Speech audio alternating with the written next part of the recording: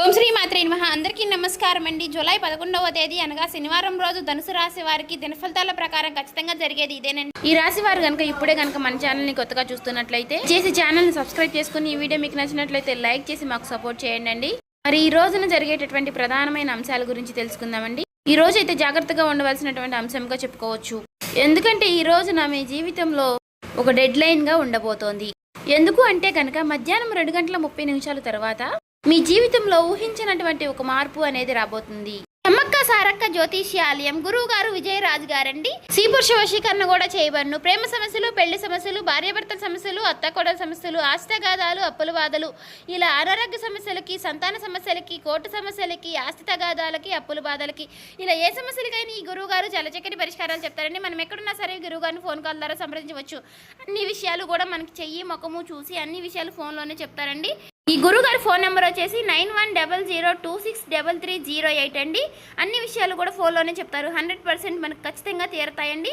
24 గంటల్లోని ఫలితాలు అనేవి కూడా లభిస్తాయి. మీకు నమ్మకం ఉంటే కనుక ఈ గురువు గారిని సంప్రదించి చూడండి, చాలా నమ్మకం. 2:30 దాటక ముందే మీరు ఒక ఫోన్ కాల్ ద్వారా కానీ ఏదైనా సరే ఒక విధంగా ఒక వార్త అనేది వినవచ్చండి.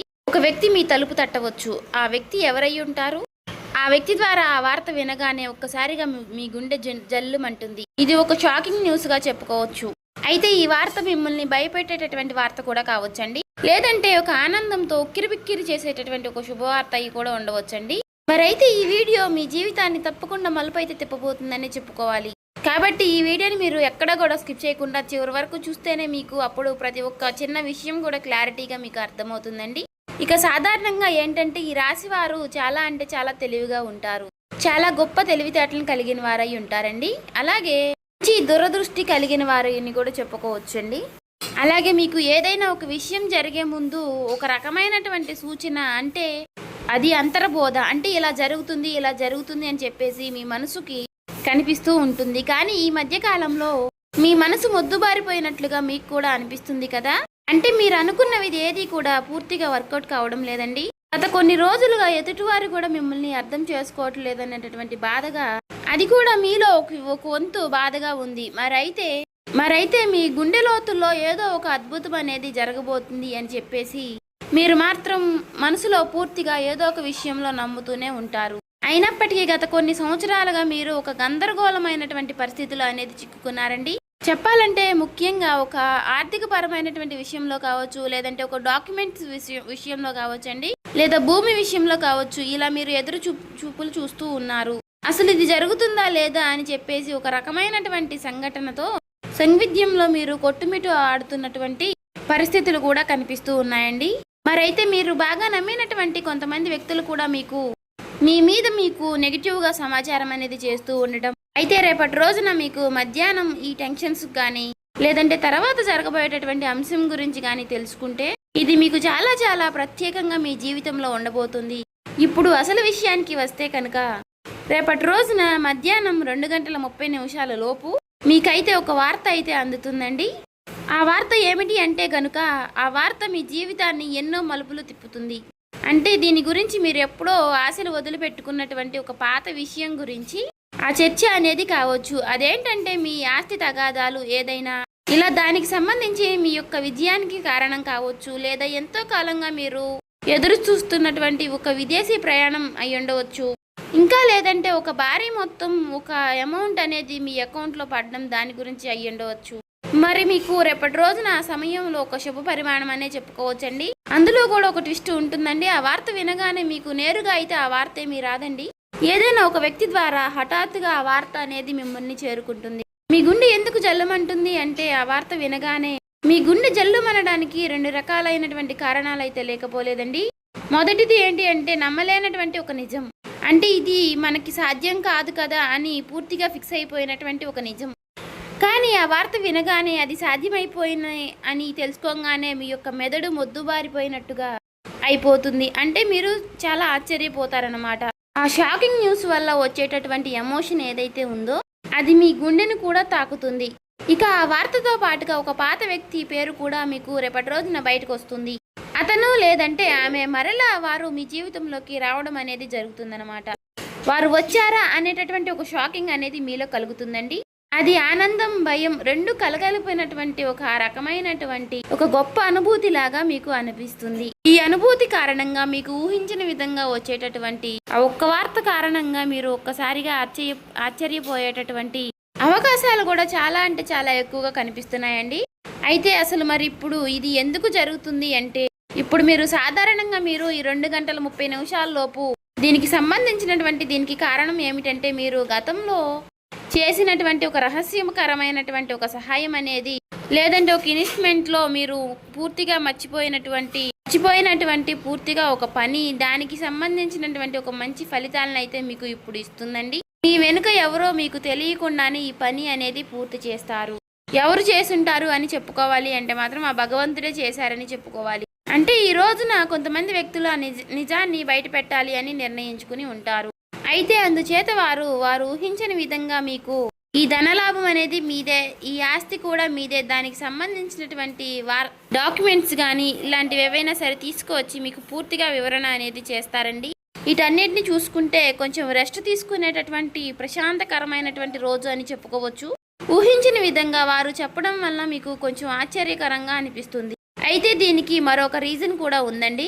గ్రహస్థితి పరంగా చూసుకున్నట్లయితే గనుక మీకు ఈ రోజున శని ప్రభావం అనేది కొంచెం తక్కువగానే కనిపిస్తుంది. అలాగే ఈ రోజున మీకు శని భగవానుడు మంచి అవకాశాలను కూడా ఇవ్వబోతున్నాడండి.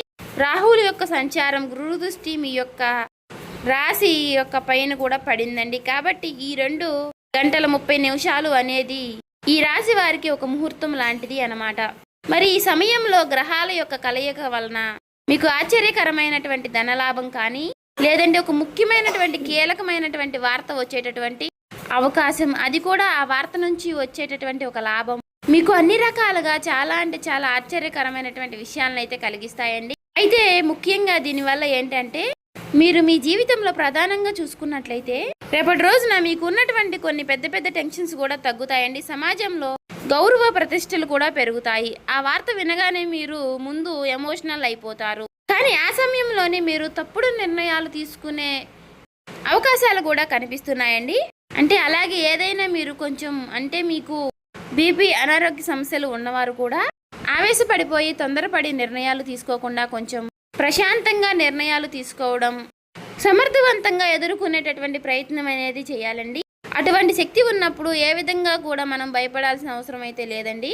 ప్రతి ఒక్క మనిషి విషయంలోనూ కూడా శుభవార్తలు అశుభవార్తలు సాధారణం.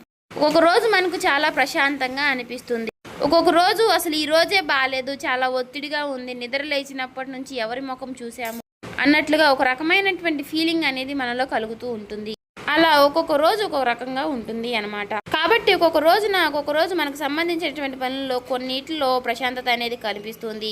అదేవిధంగా ఒక్కొక్క రోజు మనకు సంబంధించిన పనుల్లో పూర్తిగా డేలా పడిపోతామేమో అన్నట్లుగా అనిపిస్తూ ఉంటుంది. కాబట్టి ఏదైనా మన ఆలోచన విధానంలో మనం తీసుకునే నిర్ణయాలు బట్టి ఉంటుందండి. కాబట్టి ఈ రోజున ఉదయం టైంలో ఆ శివుడి యొక్క ఆరాధన చేసుకోవడం, ఓం నమః శివాయ అనే మంత్రాన్ని జపించుకుంటూ ఉండడం, వీలైతే మీరు శివాలయానికి వెళ్ళి 11 ప్రదక్షిణలు కానీ 21 ప్రదక్షిణలు కానీ చేసుకుని కాసేపు ఆ ఆలయంలో ప్రశాంతంగా కూర్చుని శివుని దర్శనం చేసుకుని మీకు వీలైనన్ని సార్లు లేదంటే 108 సార్లు కానీ ఓం నమః శివాయ అనే మంత్రాన్ని జపించడం వల్ల మీకు ఉన్నటువంటి కొన్ని నెగిటివిటీ అనేది తొలగిపోయి పాజిటివిటీ అనేది పాస్ అవుతుందండి. ఒక మాటలో చెప్పాలంటే మైండ్ అంతా కూడా మీకు కొంచెం రిలీఫ్ అనేది ఇస్తుంది. ఇది ఒక విశేషమైనటువంటి రోజుగా చెప్పుకోవచ్చు. ఇక ఈ రోజు మధ్యాహ్న సమయంలో మీరు ఎవరితో కూడా గొడవలకు కానీ తగాదలకు కానీ పోవద్దండి. ఈ రోజున మీరు నీలం రంగు దుస్తువులు ధరించడం వల్ల మీకు మరింత ప్రశాంతతను ఇస్తుందన్నమాట. అంతేకాకుండా ఈ రోజున మీకు పసుపు రంగు వస్త్రధారణ కూడా మీకు ఎంతో జయం కలిగిస్తుందండి. అలాగే ఈ రోజు మధ్యాహ్నం మీ జీవితాన్ని మార్చేసేటటువంటి ఒక ఫోన్ కాల్ అనేది మీకు వస్తుందండి. ఆ ఫోన్ కాల్ రూపంలో మీ జీవితంలో ఒక సరికొత్త వెలుగుని నింపాలని చెప్పేసి మనస్ఫూర్తిగా నేను కూడా కోరుకుంటున్నాను. ఇక ఈ రోజున మీకు తూర్పు దిక్కు ప్రయాణం అనేది ఎంతో విశేషంగా ఉంటుంది. ఇక ఎప్పుడూ కూడా మీకు వీలైనంత సహాయం మీరు ఎవరికైనా చేయడంలో మీరు ముందుంటారు. ఒకరిని ముంచాలి, ఒకరిని నష్టపెట్టాలి, ఒకరికి సమస్యలు కలిగించాలని చెప్పేసి మీరు ఎప్పుడు కూడా అనుకోరు. మీ మనసులో కూడా మీకు ఎప్పుడూ కూడా అలాంటి ఊహలు కూడా రావండి. కాబట్టి మీ మంచితనం వల్లే మీకు ఎప్పుడూ కూడా మంచి జరుగుతూ ఉంటుంది. అలా మీకు ఆగిపోయినటువంటి పనుల్లో కూడా ఒక మంచి మార్పులు కలగడానికి అది కూడా ఒక సహాయపడుతుందండి. అలాగే మనం ఎప్పుడైనా సరేనండి చేసినటువంటి మంచి పనులు మనకి ఒక్కొక్క రోజు మనకి అవే సహాయపడుతూ ఉంటాయని చెప్పుకోవచ్చు. అలా నిదర్శనమే ఈ రోజు అండి. కాబట్టి మీ జీవితంలో రాబోయేటటువంటి మీ జీవితంలో ఒక మంచి మార్పు అనేది వస్తుంది. మీరు మనస్ఫూర్తిగా మంచిగా ఈ రోజున పాజిటివ్గా ఉండండి. మీ మనసులో మీరు ఎప్పుడు ఎటువంటి నెగిటివ్ ఆలోచనలు అనేవి చేయకండి. అలాగే మీరు ఏదైనా ఒక విషయం గురించి నిర్ణయం అనేది తీసుకునే ముందు 1కి 4 సార్లు ఆలోచించి పెద్దల యొక్క సలహాలు సూచనలు తీసుకుని జాగ్రత్త నిర్ణయాలు అనేవి తీసుకోండి. అలాగే మీ ఇంట్లో పెద్దల యొక్క ఆశీర్వచనాలతో పాటు మీ జీవిత భాగస్వామి యొక్క నిర్ణయాలని గౌరవించండి. ఇక ఈ రోజున మీరు బయటికి వెళ్ళే ముందు ఆ శివుడి యొక్క బసం కానీ లేదంటే సింధూరాన్ని కానీ ధరించండి నుదుటిన. ఇలా ధరించడం వల్ల మీకు వచ్చేటటువంటి కొన్ని నెగిటివ్ ఆలోచనలు నెగిటివ్ సమస్యలు అనేవి తొలగిపోతాయి. అంతా కూడా పాజిటివిటీగా ఉంటుంది. మీ మనసు కూడా చాలా ప్రశాంతంగా ఉంచుకోనండి. నలుగురితో నవ్వుతూ మాట్లాడండి. ఎవరి మీద కూడా చిరాకు పడడం కోప్పడడం ఇలాంటి పనులు చేయకండి.